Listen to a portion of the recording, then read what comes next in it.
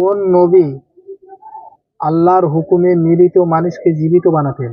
ঈসা আলাইহিসসালাম।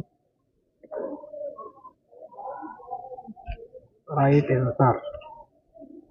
পৃথিবীর সর্বপ্রথম মানুষকে? আদম আলাইহিসসালাম।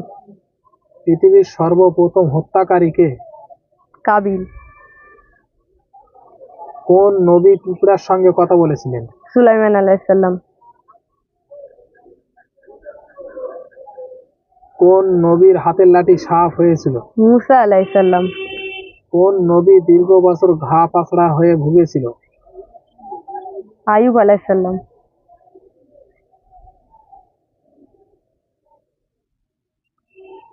কোন নবী কাঠুরিয়া ছিলেন? জাকারিয়া আলাইহিসসালাম। মারিয়াম আলাইহিস সালামের ছেলের নাম কি? ঈসা আলাইহিসসালাম। ফিরআউনের স্ত্রীর নাম কি? আজিয়া। আসিয়া রাদিয়াল্লাহু আসিয়া। তাআলা আনহা। আমাদের নবীজির চারজন বিশিষ্ট খলিফার নাম?